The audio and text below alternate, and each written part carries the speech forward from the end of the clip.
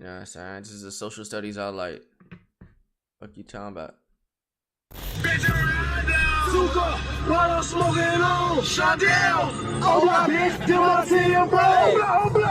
to that breaking news live from Chopper 2, a mass shooting. At least 6 people shot. This all happening at 65th and King Drive in Parkway Gardens. The age ranges of those people ranging from 14 to 23 years old. They ain't from here, don't come here, please don't. His name is Davon Bennett, a.k.a. King Von. He's been on the street for too long. I want him off the street today. You guys ready?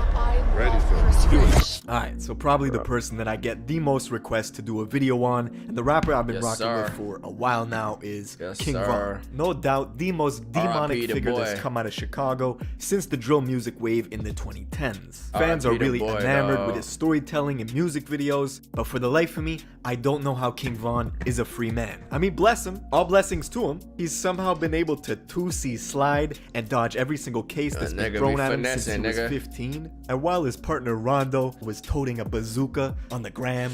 That was this nigga shit! I had to pick up my phone. Bro, this nigga got a fucking, this is that bazooka from fucking Modern Warfare, dog. That was that nigga shit? I got this shit in my phone, bro. I used this as a meme on Twitter one time about some, I forgot what it was, but I remember using this shit on Twitter. Nah. King Von was on Twitter arguing with a mortal enemy over how many bodies. The right way, but nah, I'm at school, broski, and be safe. The boys be high to see you get booked, boy. Alright, son, stay in school. Hello, you a bitch and think I'm older than you and got more bodies and tents than you. Oh, you son. I think so. That's way with my background. They each got, and bro, this was trolling the fuck out of the police, right? They couldn't stand it. See, in Chicago, only 20% of murders ever get proven, 80% go unsolved. 20 years for the murders. Nigga like me would've got suspended. That's 21 years. So that's 41 years just for the murder. And I got 2 attempt murders. And you beat all those charges. Wait, what? 21 years. So that's go unsolved. 20 years for the murders. Plus the gun enhancement law. That's 21 years. So that's 41 years just for the murder.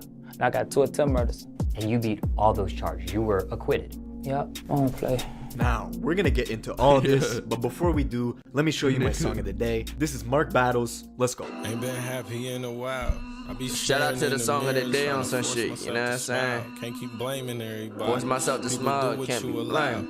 And don't ask me how I feel, cause I'm responding back with how. Yeah. How the fuck I'm supposed to feel when all my friends turn they back? Yeah. How the hell I'm supposed to trust when people out here setting traps? Yeah. How you expecting me to grow when I can't let my money stack? How you asking for a loan knowing you can't pay me back? How you claim to really look like Dre from Kick Genius. Right. In order to understand this story, we gotta go to Chicago, more specifically the Parkway Gardens in the South Side. But you probably know it as O Block. Now, not only is this the home of Chief Keef and King Von, it's also the home of the former First Lady, Michelle Obama, who, when she looks back at her experience, says it was never as bad as it is now. The area has always been a huge war between Obama from O Block? What the fuck?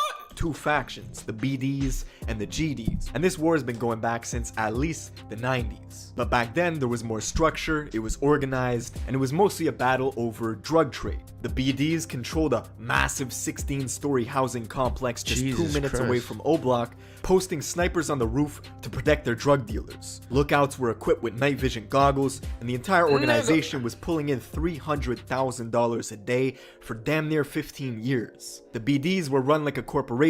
Money was laundered through investments into apartment buildings, a record label called MOB, a car wash, and a nightclub in Atlanta. But the leadership was taken out in 2004 with a massive police raid. Their headquarters was permanently closed and eventually demolished. 50 people were charged. Whole leadership gone. All the BDs migrated to O Block and created alliances with the sets around the area to go against their rival gang, the GDs. Now the GDs, which stands for Gangster Disciples, also had their leadership taken down. And now neither of the 2 gangs have any structure anymore coming from the top to the bottom. It's basically just kids running around with a profound hatred for each other, trying to blow each other's heads off. And this shit escalated even further in the 2010s with Chief Keef and the rise of drill music. Chief Keef, Rondo, Lil Reese, Lil Durk, and most of the people who saw success during the height of the drill scene were all black disciples. The gangster disciples had very little representation in mainstream music. Their most notable figures were FBG Duck, Lil J, Lil Jojo, so the fact that Chief Keef and O-Block were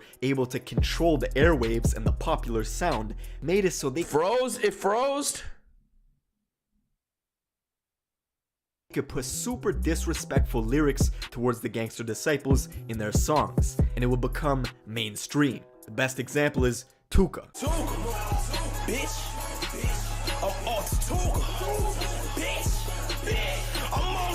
Tuka's death became the focal point for a lot of violence because the gang members that killed Tuka then used social media to really insult his memory. In this case, you have this young man actually in his coffin, and this image has also been defiled. See, Tuka was a deceased 15-year-old boy that Chief Keef and Durk would constantly mock in their songs. And the lyric became so popular, you had rappers like Lil Pump who had nothing to do with the situation. He's from Miami. You had Young M.A. who's from New York, and even NLE Choppa who's from Memphis. They would use Tuka in their songs or in everyday life without even knowing what it meant. Now, you recently said some shit about Lil Pump. And he used the smoking Tuka line? To this day, you probably think that everything all groovy. But no, when I see you, I'm gonna slap you. Young M.A. said it in her verse. And then she apologized. Slap that little man too. And that's all I wanted. See, the hatred between the GDs and the BDs ran so deep. The feud was so strong. You even got King Von on video teaching a little kid how to shoot a water gun while saying F Tuka. Fuck Tuka. Fuck Tuka. Fuck Tuka. Fuck Tuka. Shoot him in his head. Boom. Fuck Tuka. Say it. Now the death of this kid, Tuka, spawned something that was never before seen. A 17-year-old female assassin named Jakira, who created a social media account dedicated to avenging his death. She was known to her rivals as somebody who was willing to shoot first, ask questions later. It's all over the internet. Jakira was on social media bragging about the shootings that she had done. She was proud, and she let everybody know. She was very quick to let you know that she was violent and that she was not afraid to shoot somebody. It was said Jakira was responsible for at least 15 shootings before she herself was eventually killed. Afterwards, a 4chan user hacked her Twitter and leaked DMs showing her and King Von had this weird back and forth where King Von was attempting to romance her in like a mocking way. I don't know, maybe it was real, despite the fact that they were both what? Yeah. to romance her in like a mocking way. I don't know, maybe it was real, despite the fact that they were both rival gang members. And she didn't like dudes, she liked girls. But reading the tweets and listening to his interviews, you could tell King Von is a clever, smooth talker. Like, he's smooth, but he's also a goddamn demon. A blood trail seems to follow him wherever he goes. And King Von was becoming an infamous figure in the Chicago PD briefing rooms. Oh, they hated him. Police would bring him in for an armed robbery charge, possession of an illegal firearm, and they had suspicions of other stuff that they could never prove. One murder of a kid named Modell, allegedly, according to the internet detectives on Reddit, has King Von's name written all over it. It happened on a Saturday night where 24 other people were wounded across Chicago, but that wouldn't stop King Von from boasting about Modell's death on Twitter all the My nigga, what? time. Now, bro, this nigga. Finally, in 2014, This nigga the police was thought they had wildin'. something. Von and one of his friends were at a crowded house party when a rival GD named Malcolm Stuckey was in the corner, mean-mugging them. Von and them took offense, immediately left the party, came back 45 minutes later, shooting at the kid Stuckey, who was outside, along with two other people who tried to run. Stuckey was killed, the two others were wounded. King Von and his friend were snatched up by police a couple days later.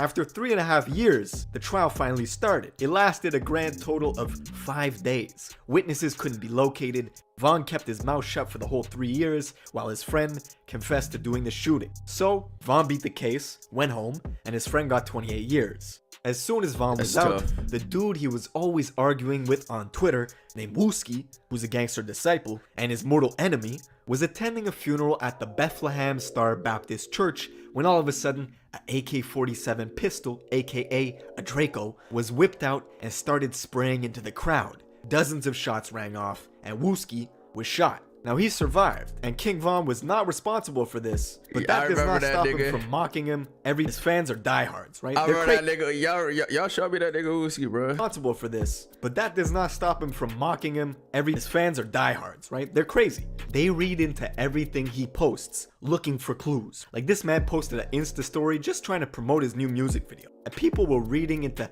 how many skulls he put in his caption. 7 skulls? That's 7 bodies. King Von has 7 bodies. It even got to the point where King Von went live on Instagram himself and said, listen, if the internet was right about the bodies people had, they would be in jail. So don't believe what anyone says. I repeat, anyone. And I'll be honest, I hope that's true. Bless him. All I know is listen. In Chicago, the clubs close at like 12, right? It doesn't go past 12 because of the violence. And I know that King Von can't go to Canada to do shows. He can't go to overseas to do shows. So it's a blessing and a curse, right? Because of his history, King Von creates this allure and this personality that people want to rock with his music, but also fucks up his business opportunities because he can't leave the country. That's pretty much it for this video. Let me know what you guys think in the comments below. Who do you want me to cover next? Make sure you subscribe with notifications on, and I'll see you in the next one. That's tough.